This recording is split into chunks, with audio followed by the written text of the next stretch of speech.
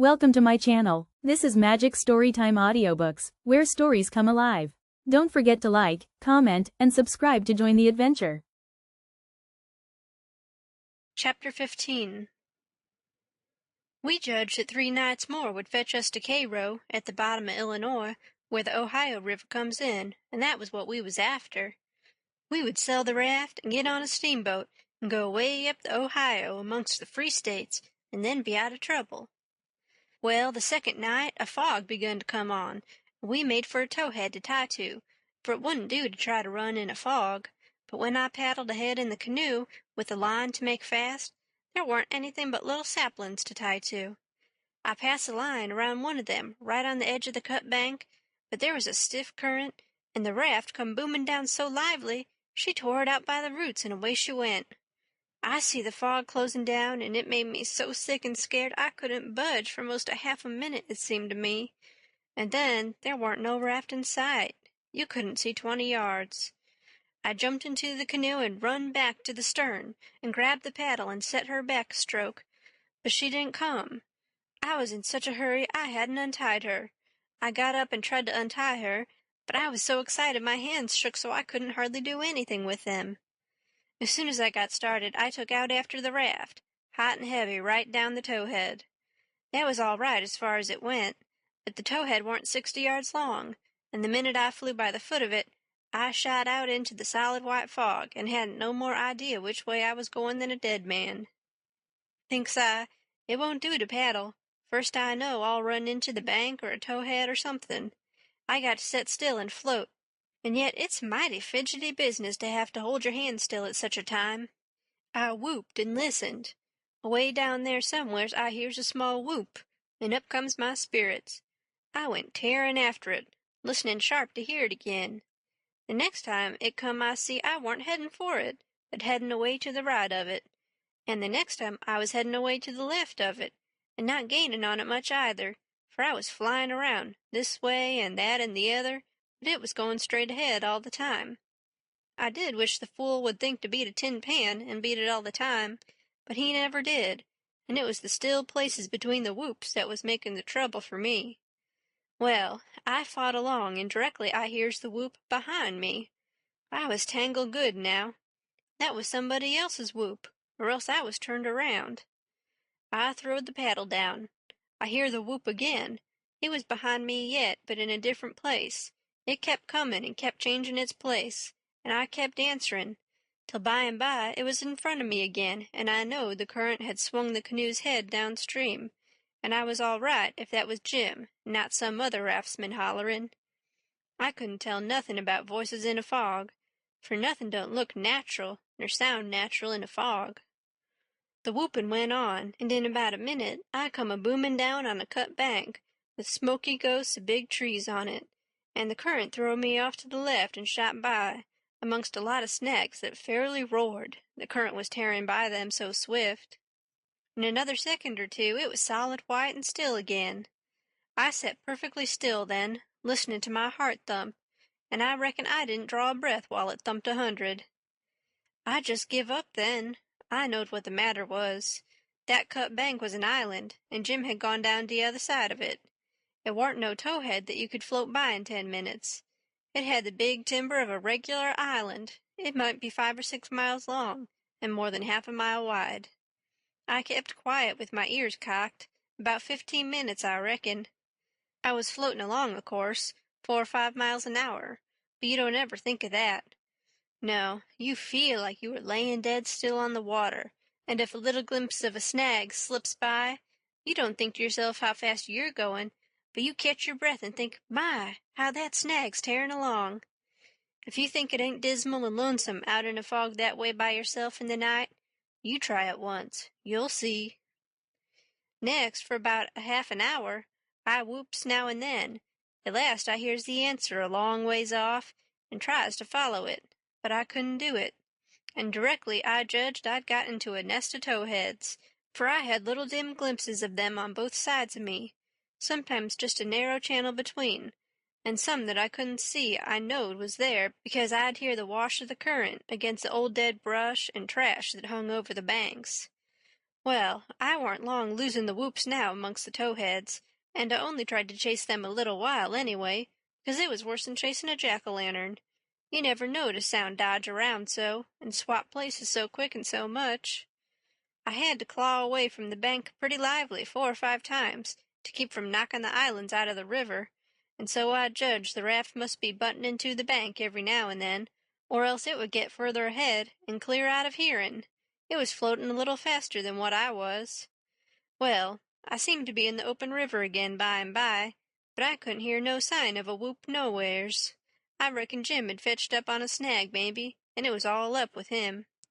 I was good and tired, so I laid down in the canoe and said I wouldn't bother no more. I didn't want to go to sleep, of course, but I was so sleepy I couldn't help it, so I thought I would take just one little cat nap. But I reckon it was more than a cat nap, for when I waked up the stars was shining bright, the fog was all gone, and I was spinning down a big bend, stern first. First I didn't know where I was. I thought I was dreaming. When things began to come back to me, they seemed to come up dim out of last week.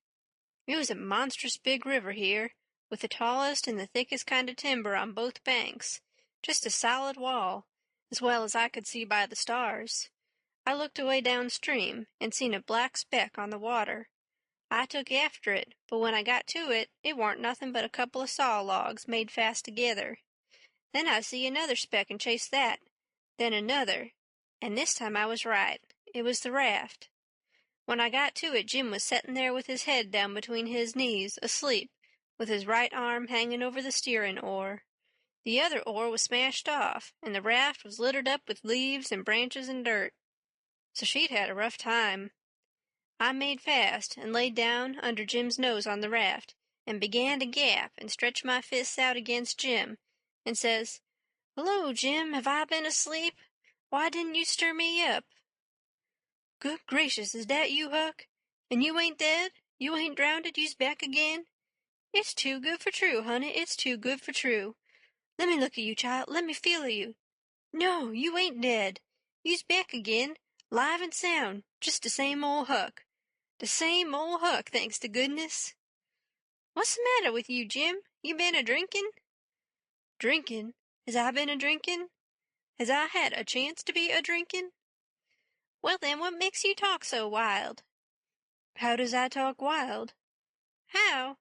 Why, hain't you been talking about my coming back and all that, as if I'd been gone away?"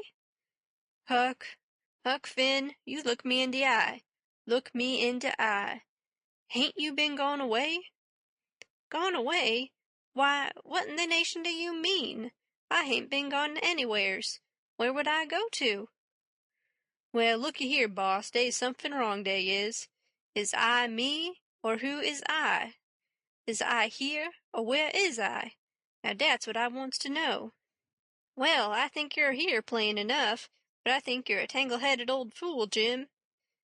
"I is I? Well, you answer me dis. Didn't you tote out de line in de canoe for to make fast to de towhead?"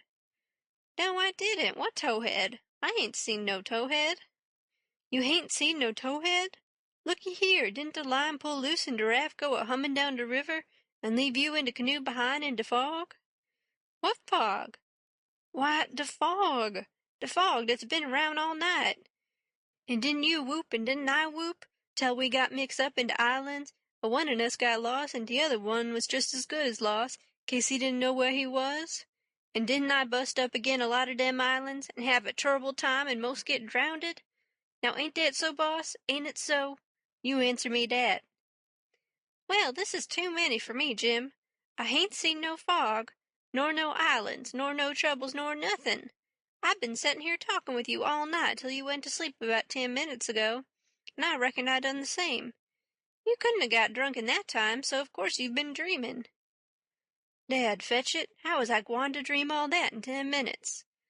"Well, hang it all, you did dream it, because there didn't any of it happen." "But, Huck, it's all just as plain to me as—" "It don't make no difference how plain it is, there ain't nothing in it. I know, because I've been here all the time."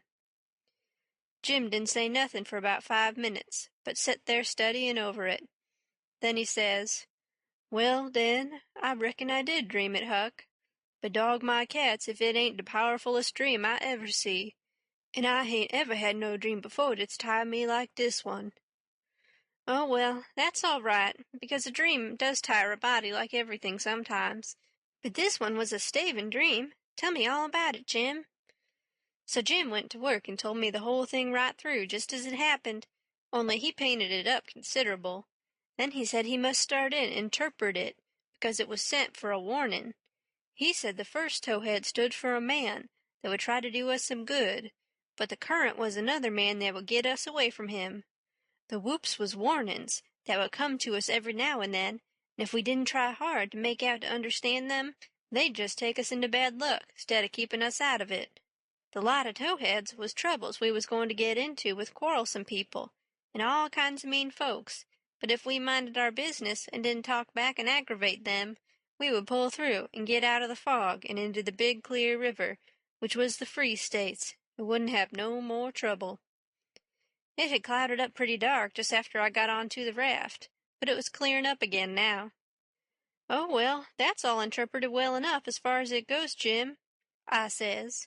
But what does these things stand for? It was the leaves and rubbish on the raft, and the smashed oar. You could see them first rate now. Jim looked at the trash, and then looked at me, and back at the trash again. He had got the dream fixed so strong in his head that he couldn't seem to shake it loose and get the facts back into its place again right away. But when he did get the thing straightened around, he looked at me steady, without ever smiling, and says, "What do they stand for? I's gwine to tell you. When I got all wore out wid work, and wid callin' for you, and went to sleep, my heart was most broke because you was lost, and I didn't keer no more what become of me and de raft. But when I wake up and find you back again, all safe and sound, de tears come, and I could 'a' got down on my knees and kissed your foot, I was so thankful. And all you was thinking about was how you could make a fool of old Jim wid a lie. Dat truck is trash, and trash is what people is dat puts dirt on de head of their friends and makes 'em ashamed." Then he got up and walked to the wigwam and went in there without saying anything but that. But that was enough. It made me feel so mean I could almost kiss his foot to get him to take it back. It was 15 minutes before I could work myself up to go and humble myself to a nigger, but I done it, and I weren't ever sorry for it afterwards, neither. I didn't do him no more mean tricks, and I wouldn't 'a' done that one if I'd 'a' knowed it would make him feel that way. End of chapter 15. Thank you so much for watching. If you enjoyed the story, don't forget to hit like and leave a comment. And of course, subscribe to Magic Storytime Audiobooks for more magical adventures.